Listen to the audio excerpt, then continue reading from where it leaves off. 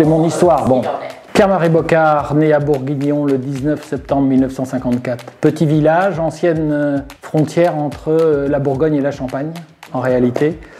Je suis donc, j'ai vécu une enfance au bord de la Seine. Mes parents, mon père était meunier, donc de très très beaux souvenirs sur l'Aube et sa nature, vraiment. C'est un très beau territoire et en tous les cas, j'ai animé ce village dès que j'en ai eu l'âge, puisqu'on a créé le comité des loisirs, où là on a installé des fêtes extraordinaires, où on était arrivé presque à 95% de participation de tout le village. Ça a été mes premières émotions festives, là-dessus une petite passion pour la chanson qui démarrait déjà enfant, puisque mes parents étaient évidemment fans de Jacques Brel, fans de Brassens, fans de Gilbert Bécaud.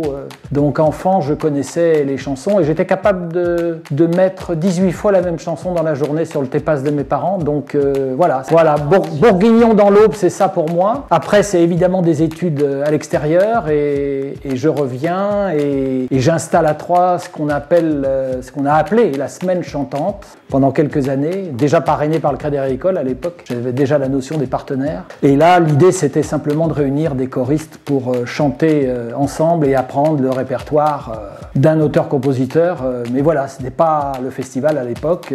Voilà. Et puis, il s'est trouvé que notre premier invité, donc c'était en 1981, fut Serge Lama. Et au-delà de l'événement que ça a représenté pour tout ce département, on a eu la chance immense d'avoir la retransmission de ce concert en direct sur RTL. Ça a été un événement dans l'Aube, un événement culturel dans l'Aube. Voilà, et de cet événement-là, on a évidemment... je suis devenu conseiller culturel à la ville de Troyes, auprès de Robert Gallet et André Beury à l'époque. Et puis de là, on a complètement évalué la nécessité de repenser la vie culturelle de Troyes, voilà, notamment au niveau de son festival, mais aussi au niveau de la maison du boulanger en général. Et c'est là que le maire et son adjoint m'ont demandé à un moment donné de penser à un événement. Alors c'était évidemment la période où toutes les villes moyennes installaient des événements culturels. C'était très simple, c'était la mode, mais c'était aussi la nécessité de fédérer en interne les leaders d'opinion, se positionner dans sa région, et puis essayer de faire rayonner la ville au niveau national. Mais on savait très bien qu'il y avait le temps nécessaire à ce type de développement, et voilà. Ces Nuits de Champagne sont nées en 1988, après avoir fait quelques concerts mémorables à Troyes. On a fait de 81 à 88 des événements qui ont démontré à ce territoire qu'il y avait un public pour l'actualité de la chanson et l'actualité du spectacle. En fait, c'est ça. Et quand on a eu démontré ça à tout le monde, l'évidence de la création d'un festival s'est installée pour tout le monde. Et là, j'ai proposé aux élus d'installer un festival sur un thème généraliste d'abord, avec plusieurs répertoires. On a donc choisi le thème de la voix, qui nous permettait d'aborder le classique, la chanson, le jazz, le rock, etc.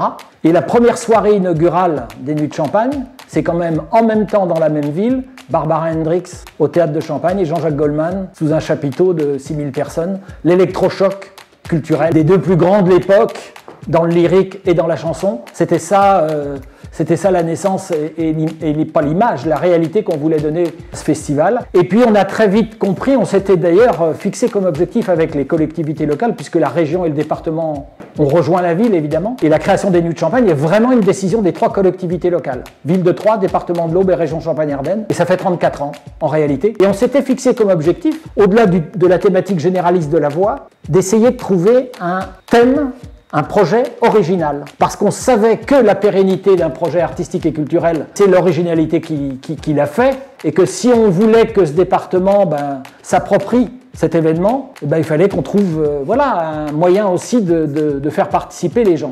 Et c'est là qu'on a créé le festival La Deuxième Vie Artistique, où on a installé l'idée de festivalier chanteur. Donc, en conclusion d'une programmation inspirée par un auteur-compositeur qui était l'invité du festival, on avait ce grand choral qui a été finalement la vraie originalité à l'époque, parce que le Grand Choral est une production amateur, inscrite dans la pratique en amateur, alors que toute la programmation est professionnelle. Et c'est un vrai pari en France que de faire cohabiter comme ça les plus grands artistes professionnels et la pratique en amateur. Mais pour la chanson, c'était viable, d'autant que l'invité était non pas la star sur scène, mais c'était celui qui avait écrit les chansons. Donc c'est la rencontre du créateur avec ses pairs qui lui restitue son œuvre. Voilà. Et en fait, ce qui est extraordinaire, c'est qu'aujourd'hui, dans la 34e édition qu'on propose, il y a une rubrique nouvelle qui s'appelle Les Nuits qui chantent, et on a 6 rendez-vous, toutes générations confondues, pour ces Nuits qui chantent. La nouvelle opération 3 chansons métropole pour les classes CM1, CM2 des 81 communes de 3 Champagne métropole,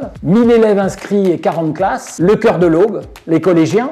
On a offert une chanson comme une fleur, c'est faire un cadeau à qui on souhaite, mais voilà, comme une fleur, mais c'est une chanson qu'un quatuor va chanter à une de vos amies ou à un de vos amis ou à quelqu'un du travail, enfin bon, etc. On a aussi le Cœur des Nuits qui a été installé, testé l'an dernier, c'est-à-dire ouvert à tous pour apprendre une chanson un soir, voilà. Et puis ce grand choral qui est là depuis le départ. Donc un festival qui a déjà de vie, qui a permis, grâce à cette idée de proposer aux festivaliers de chanter, qui a permis d'installer le vrai premier grand festival chanson interactif, c'est-à-dire où les gens peuvent devenir acteurs, chanteurs de leur festival. Et c'est ça qui fait, à mon avis, la force, l'originalité, c'est certain, mais la force par les gens du territoire.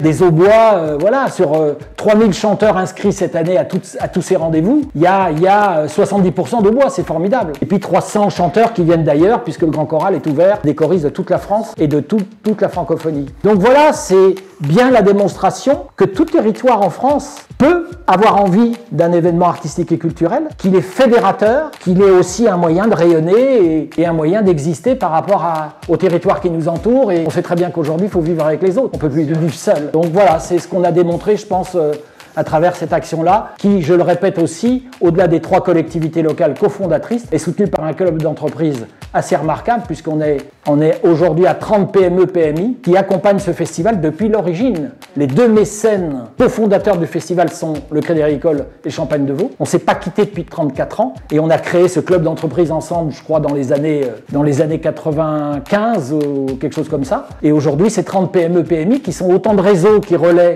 cet événement artistique et culturel, mais qui se l'approprie aussi. Je trouve que ce territoire, finalement, d'abord de par sa richesse culturelle, parce que l'idée d'installer un festival sur l'écriture de la chanson, sur les auteurs-compositeurs, c'est venu de l'observation qu'on a faite du patrimoine culturel de cette ville. Le numéro 1 dans cette ville, c'est le livre. Vous avez ensuite le vitrail et puis l'architecture. Mais le livre, 1000 ans d'histoire du livre à Troyes. Et on a voulu relayer ce patrimoine culturel en créant le Salon du livre pour la jeunesse et puis ce festival sur la chanson, mais l'écriture de la chanson et le métier d'auteur-compositeur.